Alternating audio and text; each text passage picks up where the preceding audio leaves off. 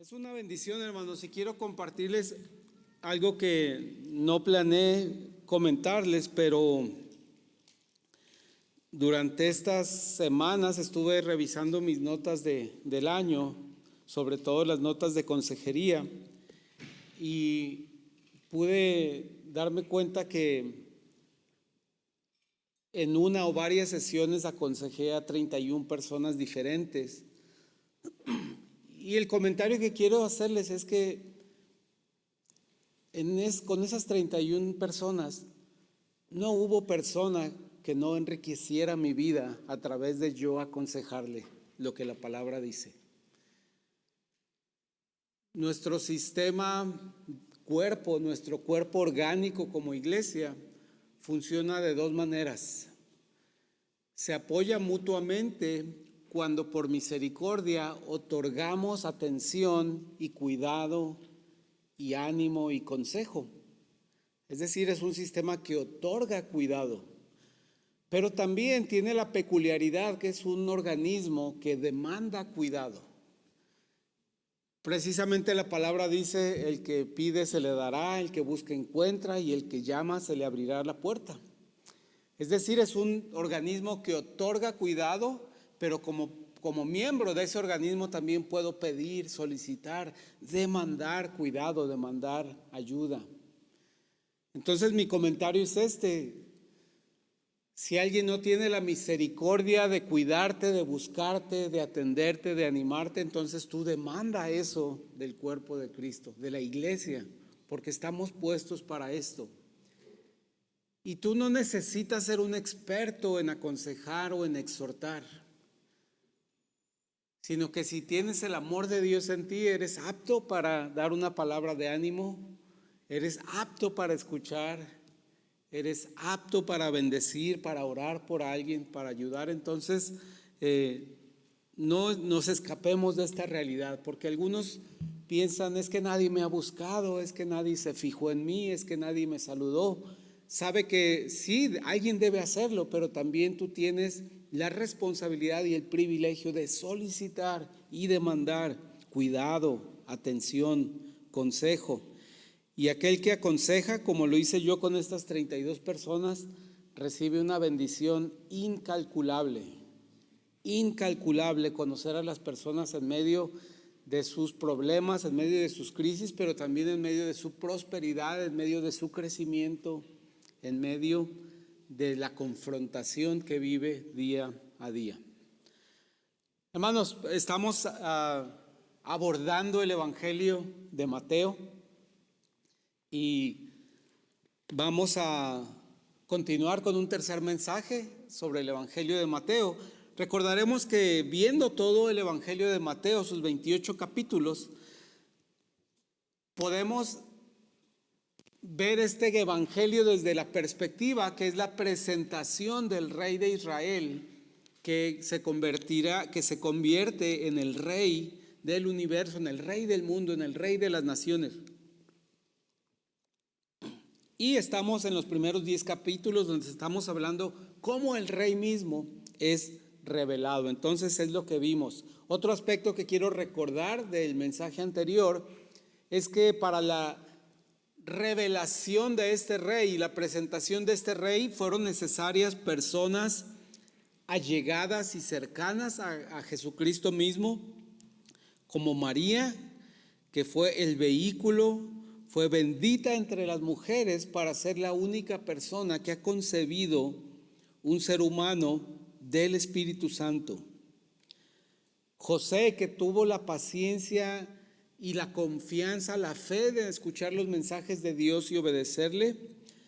Y ahora en el capítulo 3 surge otro personaje, el primo del Señor Jesucristo, Juan el Bautista.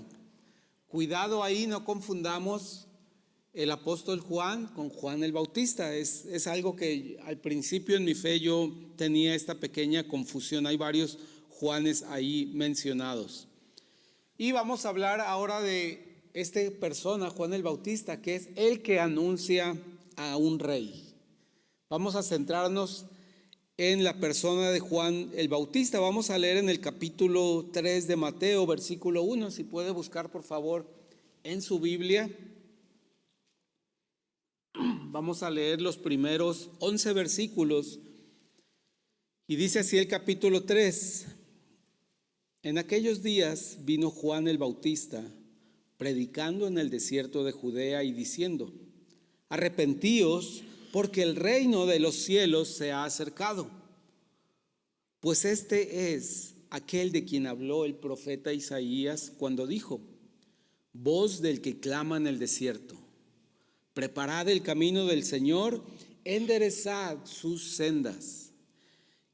Y Juan estaba vestido de pelo de camello y tenía un cinto de cuero alrededor de sus lomos, y su comida era langostas y miel silvestre. Y salía él a Jerusalén y toda Judea y toda la provincia de alrededor de Jordán, y eran bautizados por él en el Jordán, confesando sus pecados. Versículo 7. Al ver él que muchos de los fariseos y de los saduceos venían a su bautismo, les decía: generación de víboras, ¿quién os enseñó a huir de la ira venidera? Haced pues frutos dignos de arrepentimiento, y no penséis decir dentro de vosotros mismos: a Abraham tenemos por padre. Porque yo os digo que Dios puede levantar hijos a Abraham aún de estas piedras. Y ya también el hacha está puesta a la raíz de los árboles. Por tanto, todo árbol que no da buen fruto es cortado y echado en el fuego. Yo a la verdad os bautizo en agua para arrepentimiento, pero el que viene tras mí, cuyo calzado yo no soy digno de llevar, es más poderoso que yo. Él os bautizará en Espíritu Santo y fuego. Su aventador está en su mano y limpiará su era y recogerá su trigo en el granero y quemará la paja en fuego que nunca se apagará. Oremos. Señor, bendice la exposición de tu palabra, Señor. Tú te expresaste a través de los profetas, a través de todos aquellos que inspiraste en las Escrituras para traernos un mensaje personal. Señor, que este mensaje sea patente y sea específico para la vida de cada uno de nosotros, Señor. Bendice a todo aquel que está en necesidad especial, Señor, de tu amor, de tu cuidado, de tu compasión, de tu perdón, Señor. En Cristo Jesús. Amén. Vino Juan el Bautista. Eso dice este pasaje. ¿Por qué tendríamos que hablar de un hombre? ¿Por qué tendríamos que dedicarle este tiempo a un hombre? ¿Es alguien venerable? ¿Es alguien a que tenemos que darle admiración, veneración? No, no lo es. Pero es útil ver que la soberanía y los planes de Dios se llevan a cabo en personas normales, en personas comunes que carecen de méritos especiales. Es decir, Dios no utiliza a una élite de personas espirituales para llevar a cabo sus planes. Dios no utiliza una élite de personas súper preparadas para llevar a cabo sus planes. Él puede utilizar a la persona más común y a la persona más sencilla, y no siempre va a satisfacer mis expectativas sobre cómo Dios va a hacer las cosas. Estas son buenas noticias, hermanos. Pensar que Dios puede lograr sus planes perfectos y eternos a través de personas comunes, simples, sencillas y pecadoras como yo y como ustedes. Nos da esperanza de que el mundo no necesita superhéroes, de que el mundo no necesita a grandes intelectuales, no necesita a grandes académicos, no necesita a personas de un gran liderazgo, porque Dios puede proveer todo eso a través de la persona más sencilla, sin importar su edad, sin importar su género, sin importar su raza, sin importar la época en la que ha vivido. Y cuando hablamos de que vino Juan el Bautista, podemos hablar de 4 cosas importantes acerca de él. el mensaje que trajo a los judíos y como consecuencia al mundo, la autoridad con la que él trajo este mensaje, su persona misma y por último hablaremos de algo muy especial y único que él hizo, que él empezó a hacer un tipo de bautismo del cual fue específico para esa época por un breve tiempo. Y vean que si comenzamos a hablar de su mensaje, es interesante cómo aparece la secuencia de estos 4 eventos que les he hablado: el mensaje, la autoridad, la persona y el bautismo. Nosotros funcionamos un poquito diferente en nuestra mentalidad. Generalmente nosotros nos vamos directo al 3, vemos a la persona que nos va a dar el mensaje y evaluamos a la persona en su aspecto, evaluamos a la persona en sus antecedentes, lo que quizás nos pudieron haber hablado de él, y a veces juzgamos su mensaje con base a su persona. O como decimos normalmente, tomamos las cosas de quien vienen. Pero como aparece aquí en la secuencia de este pasaje, lo más importante de Juan el Bautista era su mensaje. Y dice el versículo 1, en aquellos días vino Juan el Bautista predicando en el desierto de Judea y diciendo, venía dando una instrucción, dando un mandato de parte de Dios: arrepentíos, arrepiéntanse, debido a que el reino de los cielos se acerca. Ese era el mensaje de Juan el Bautista, un llamado al arrepentimiento a su pueblo porque el reino de los cielos se acercaba. Y en el versículo 3, en la segunda parte, vuelve a decir: preparad el camino del Señor, enderezad sus sendas. El mensaje básico de Juan el Bautista era llamar a su pueblo al arrepentimiento, y ese es un mensaje vigente hasta hoy en día. No es vigente porque nosotros seamos judíos o porque pertenezcamos a una población específica. Es vigente porque la raza humana, el hombre, ha heredado y por decisión propia peca y necesita arrepentirse para no morir en ese pecado y ser objeto de la condenación eterna.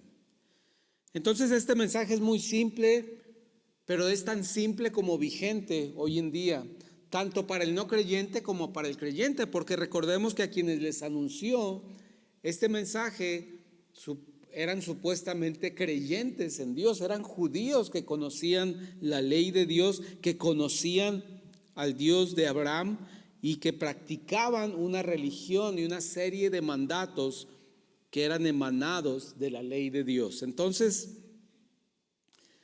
es una buena idea escuchar el mensaje de una persona antes de juzgar su apariencia, como vemos en este caso, pero es importante que pensemos en este mensaje.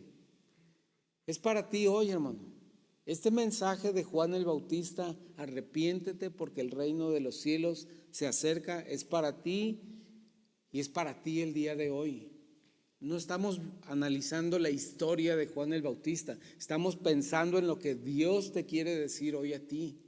Dios conoce tu vida, Dios conoce tu corazón, Dios conoce tus batallas, tus errores, tus malos hábitos, tus malas ideas, tus malas acciones. Y no importa si estás en el desierto o en Jerusalén o en el Jordán. Esto nos habla de niveles de necesidad o de abundancia.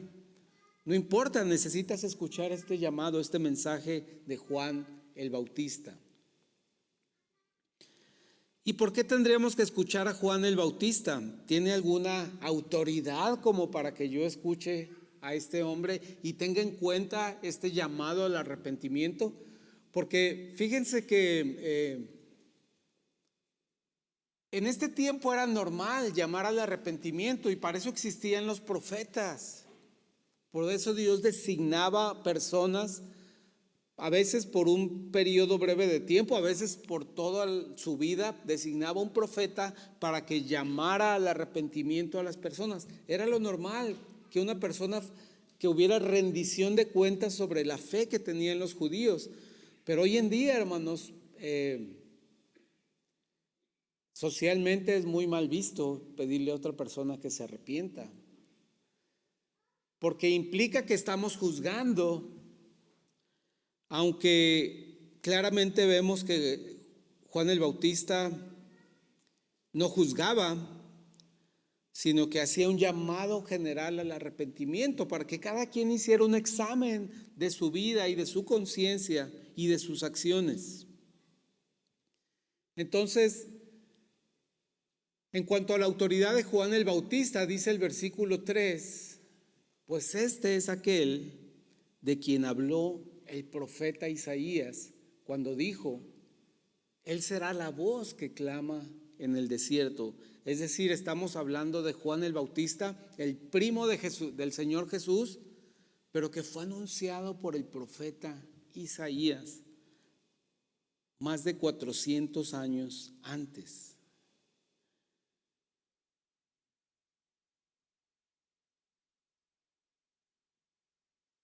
Juan el Bautista, en cuanto a su autoridad, dio cumplimiento a muchas profecías.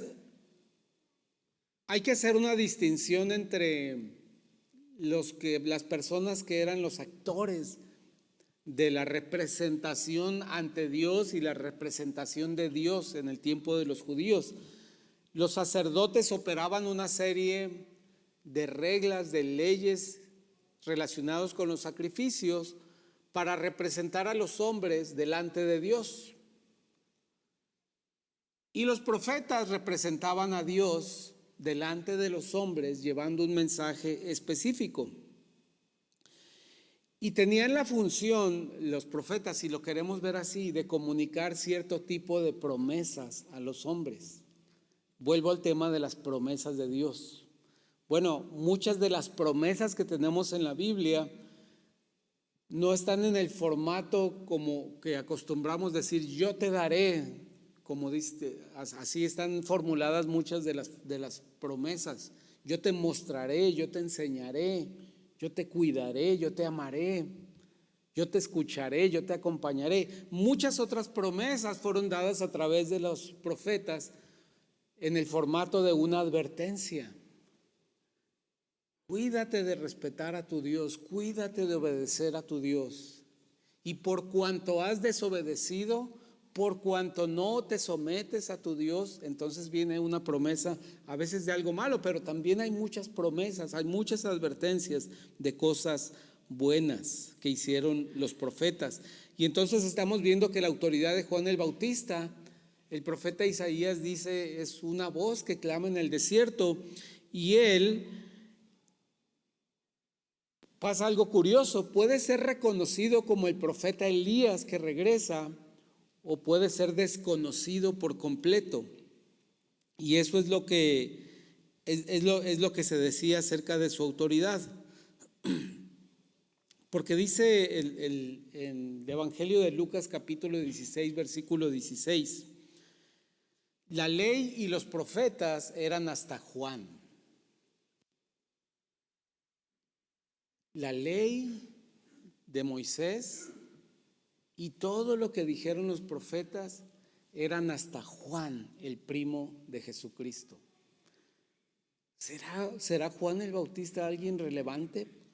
Porque cierra una época sumamente importante, la dispensación de la ley y el tiempo en el que Dios hablaba a través de los profetas. Y dice Lucas 16, 16, la ley y los profetas eran hasta Juan. Juan cerró esa época. Juan cerró ese periodo de relación de Dios con su pueblo, con los hombres. Y luego dice, desde entonces el reino de Dios es anunciado y todos se esfuerzan por entrar en él. Es decir, Juan el Bautista fue el que empezó a hacer el anuncio de ha llegado la época, el reino de Dios ahora está disponible para los hombres, no a través del sistema de sacrificios que solamente ocultan el pecado de Dios, sino que el reino de Dios viene a través de un sacrificio que logra el perdón y la absolución de parte de Dios para el hombre. Es impactante toda la autoridad que puede residir en una persona. La ley y los profetas fueron hasta Juan. Juan el Bautista cerró esa época.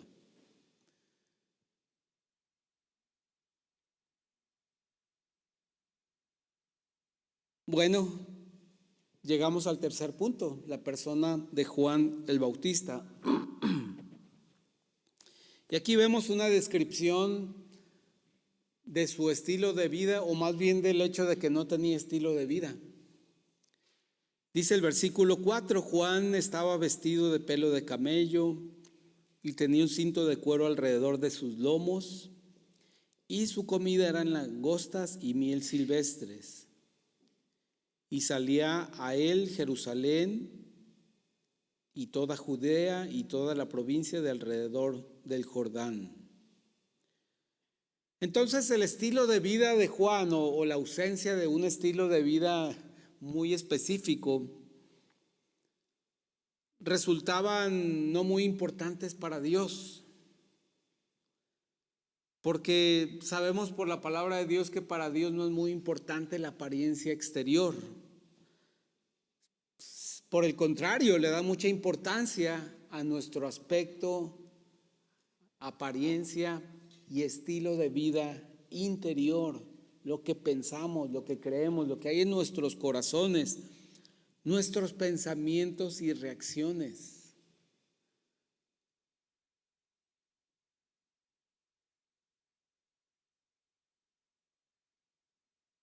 De esta manera Dios nos ve interiormente y por igual a todos.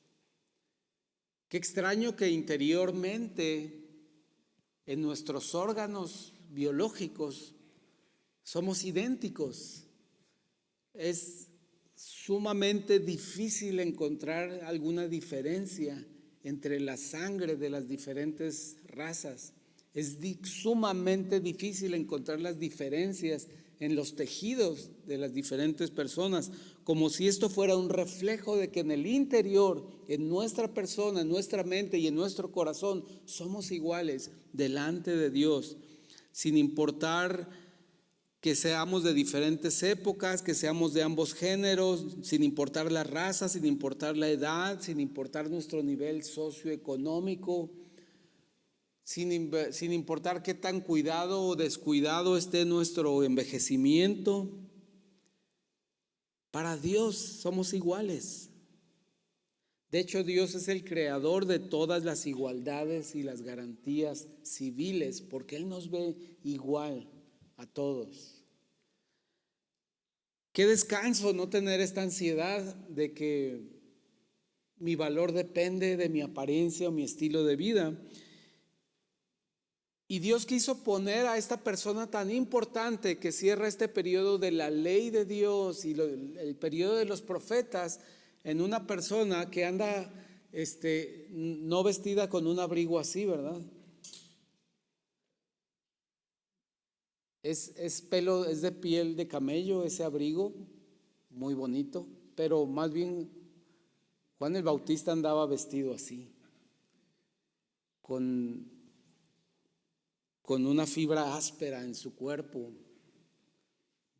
No sé con qué lo cortaría, no sé si alguna vez le hacía alguna mejora o lo cambiaba entre las temporadas. No era relevante para él.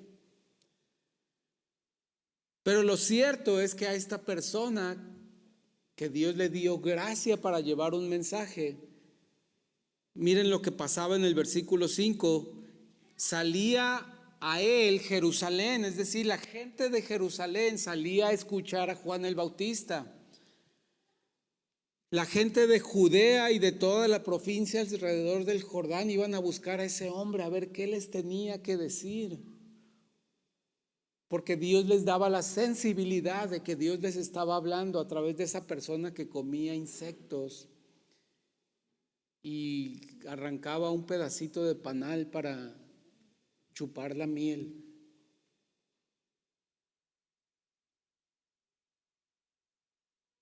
Increíble que Dios repite este patrón. Nació Jesucristo años anteriormente en las condiciones más humildes, más sencillas, más deficientes en cuanto a salud, en cuanto a riqueza, en cuanto a cuidado, en cuanto a su seguridad de él y de su familia. Condiciones deplorables, pero que Dios utiliza para lograr sus planes. Entonces, como decía nuestro hermano Sergio cuando oró por la provisión de Dios, pues tenemos techo y comida, y esa es una gran bendición de parte de Dios. Y todo lo que Él nos da adicionalmente es una gran riqueza, es un gran tesoro que tenemos.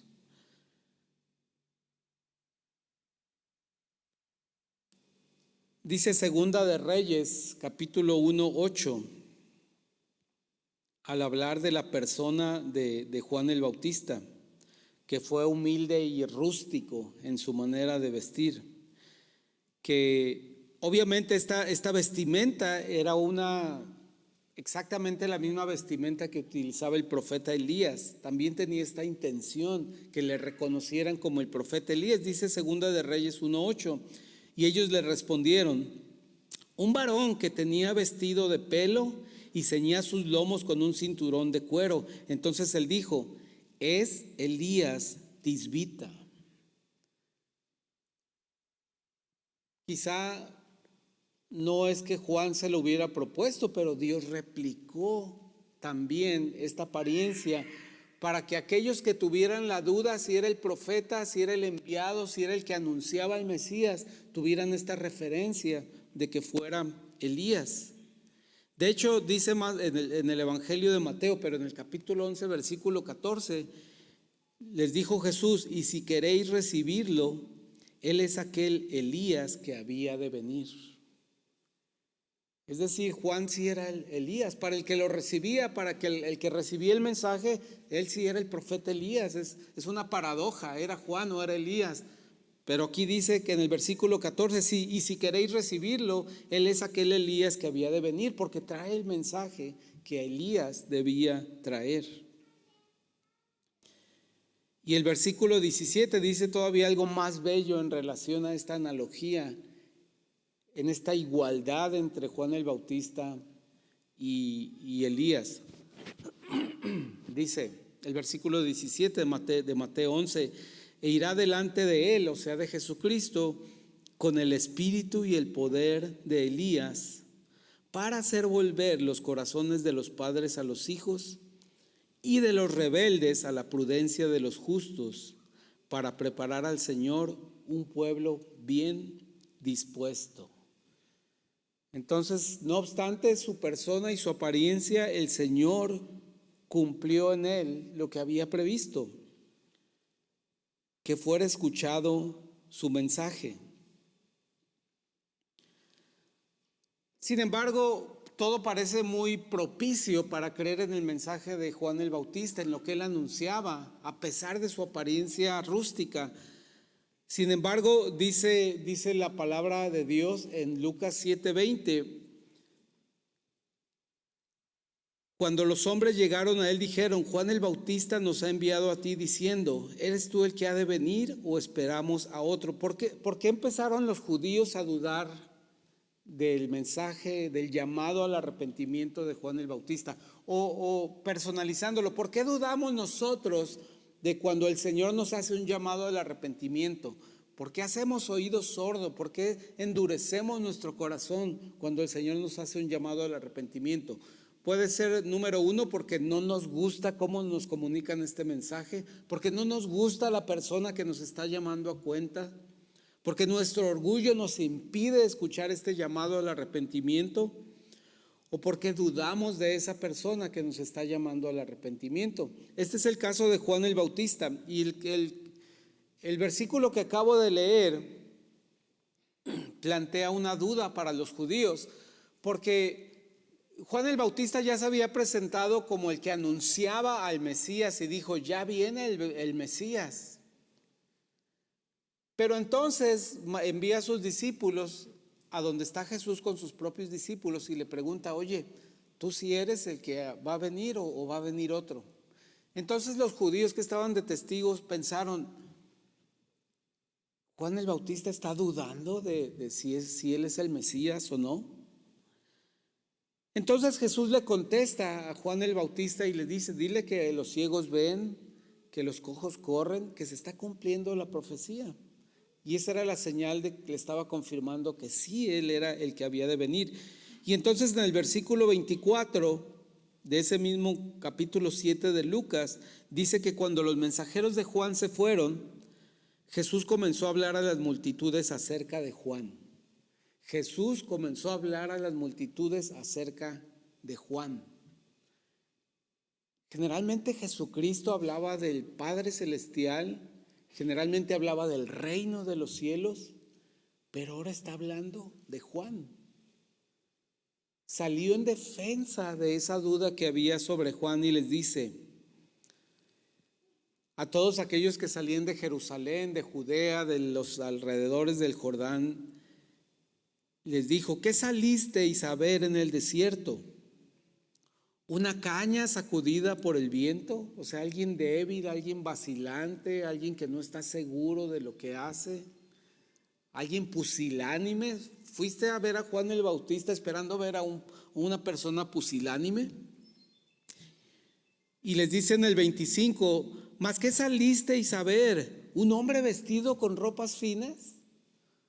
Un hombre cuya autoridad fuera dada por una vestimenta lujosa, elegante, real, que reflejara un linaje, un poderío, una riqueza. Mirad, los que visten con esplendor y viven en deleite están en los palacios de los reyes. Y continúa esta defensa de Juan el Bautista. ¿Mas qué salisteis a ver? ¿A un profeta? Sí, os digo, y más que profeta. Entonces, no solo resulta que Juan el Bautista terminó el periodo de la ley y la ley de los profetas, sino que dice Jesús que Juan el Bautista es más que un profeta. Incluso dice que se escribió algo acerca de Juan el Bautista. El versículo 27 dice, este es de quien está escrito, he aquí envió mi mensajero delante de tu faz, el cual preparará tu camino delante de ti.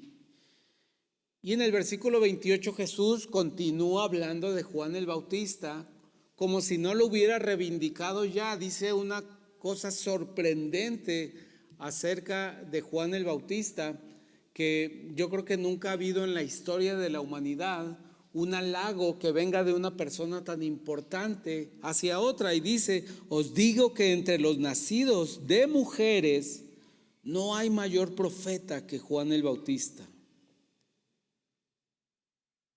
¿Quiere él exaltar a Juan?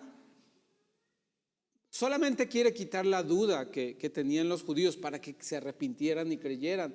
Pero lo que quiere hacer Jesucristo es establecer un contraste para que vean que el mayor profeta entre los hombres es el más pequeño en el reino de los cielos. Más bien lo que quiere Jesucristo es resaltar el reino de Dios. Dice, pero el más pequeño en el reino de Dios es mayor que él. ¿Qué resultó de esto que habló Jesús acerca de Juan el Bautista? Dice el versículo 29. Y todo el pueblo y los publicanos, cuando lo oyeron, justificaron a Dios, bautizándose con el bautismo de Juan. Es decir, los que creyeron en lo que el Señor Jesús había dicho. Pero hubo otro grupo que no creyó, dice el versículo 30, mas los fariseos y los intérpretes de la ley desecharon los designios de Dios respecto de sí mismos, no siendo bautizados por Juan. Y esto nos lleva al cuarto punto. ¿Qué era este bautismo de Juan? Juan tenía un mensaje muy claro: arrepiéntanse porque se acaba el tiempo y llega el reino de los cielos. Está a la vuelta de la esquina el reino de los cielos. Pero una señal de este arrepentimiento era este bautismo que practicaba Juan.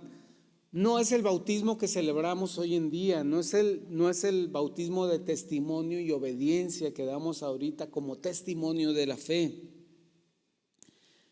Dice, si recordamos lo que dice Hechos capítulo 19, dice que cuando Apolos estaba en Corinto, Pablo estuvo recorriendo algunas regiones y luego vino a Éfeso y se entrevistó con unos discípulos y les dijo: ¿recibisteis el Espíritu Santo cuando creísteis? Y ellos le contestaron: ni siquiera sabíamos que existe el Espíritu Santo. Entonces les dijo Pablo: ¿en qué pues fuisteis bautizados? Ellos dijeron: en el bautismo de Juan. O sea, hay un bautismo de Juan y hay otro bautismo que es el que practicamos hoy en día. Y aquí nos dice cuál es la clave. Contestaron los discípulos: en el bautismo de Juan. Dijo Pablo: Juan bautizó con bautismo de arrepentimiento, diciendo al pueblo que creyesen en aquel que vendría después de él, esto es, Jesús el Cristo. Cuando oyeron esto, fueron bautizados en el nombre del Señor Jesús.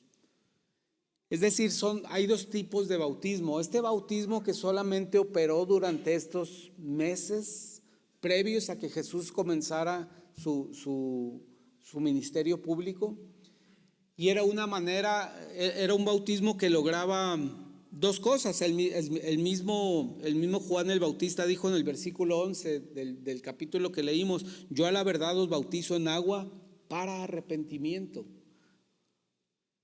Y este bautismo tenía dos objetivos: presentar a Cristo a la nación de Israel. En este tiempo, en la cultura de los judíos, el bautismo no era algo que inventó Juan el Bautista. Era algo que ya existía por dos razones. Existía cuando un no judío se quería convertir al judaísmo, que le llamaban un prosélito, y lo bautizaban como una señal de lavamiento. Pero también existía el bautismo cuando había un líder, digámosle que de una guerrilla, de un grupo que se quería levantar en contra de los griegos primeramente o de los romanos después en este tiempo. Cuando se levantaba un líder que quería pelear militarmente contra los griegos o los romanos, pues la lealtad se la demostraban los que se unían a él a través de un bautismo. Era como unirse a su movimiento guerrillero. Entonces no era algo nuevo el bautismo, se practicaba entre los judíos, pero específicamente este del Juan el Bautista fue para atraer la atención y decir: ustedes han escuchado mi mensaje de arrepentimiento y saben que viene el Señor Jesucristo y van a manifestar su arrepentimiento mediante este bautismo. Por eso él mismo dice en el versículo 31, hablando de Jesucristo: y yo no le conocía más para que fuese manifestado Israel, por esto vine yo bautizando con agua. Pero dice que después vendrá otro que bautizará con el Espíritu Santo. Ese es el bautismo que se estableció en Pentecostés y que también fue otro periodo diferente en cuanto a la dispensación de la gracia. Llegaremos en su momento a eso. La segunda razón por la que existía este bautismo era preparar los corazones. Primero era designar, presentar a Jesucristo como el Mesías, y el segundo era que se prepararan los corazones para la llegada del Rey. Gracias a que se prepararon estos corazones, tenemos un pasaje en Marcos 11:10 que dice: bendito el reino de nuestro padre David, que viene, hosana en las alturas. Esto es cuando Jesús entró a Jerusalén y le reconocieron como rey. Es decir, que gracias a este bautismo y al anuncio de Juan el Bautista, pudieron reconocer: bendito el reino de nuestro padre David que viene, hosana en las alturas, cuando identificaron a Jesús como el verdadero rey. Entonces, hermanos, hay esperanza de que en una persona tan improbable como Juan el Bautista, Dios logra no solamente sus planes, sino logra llamar nuestra atención y concentrar nuestros pensamientos en lo que Dios puede hacer. Y miren, esta es una idea repetitiva en la palabra de Dios. Le dice Pablo a los hermanos en Corinto, que eran muy problemáticos, que tenían muchas deficiencias en su vida como congregación. Dice, lo necio del mundo escogió Dios para avergonzar a los sabios, y lo débil del mundo escogió Dios para avergonzar a lo fuerte, y lo vil del mundo y lo menospreciado escogió Dios, y lo que no es, para deshacer lo que es, a fin de que nadie se jacte en su presencia, para establecer su preeminencia sobre todas las cosas. Creo que vivimos en la época de la jactancia mayúscula. Todo mundo se jacta de tal o cual cosa, de tal o cual virtud, de tal o cual capacidad, de tal o cual recurso. Pero por eso el Señor nos ha escogido a los necios, a los débiles, a los viles y a los menospreciados del mundo, para que nadie se jacte en su presencia. Hermanos, que el Señor nos permita, al ver su palabra, encontrar estos ejemplos de estos hombres que aparentemente no podían ofrecer nada, no podían ofrecer mucho ni intelectualmente, ni con poderío, ni con influencia, pero el Señor los usó y los designó como alguien sumamente importante para sus planes. Señor, te bendecimos esta tarde, Padre, y rogamos porque tu palabra cautive nuestros corazones, nos llame por nuestro nombre y nos guíe al arrepentimiento, Señor. Que tu palabra nos lleve a examinar nuestros corazones y a tener esperanza en que tú puedes hacer en nuestra vida lo que tú quieres y lograr los planes y objetivos que tú quieres, sin importar las circunstancias por las que pasamos, sin importar nuestros errores o malas decisiones. Tú puedes lograr la plenitud de tu voluntad y tu bendición en nuestra vida, sanarnos y restaurarnos, Padre. Gracias por tu llamado continuo al arrepentimiento, Señor, porque es para nuestro beneficio, es para que experimentemos tu perdón y tu restauración, Padre. En Cristo Jesús te damos gracias.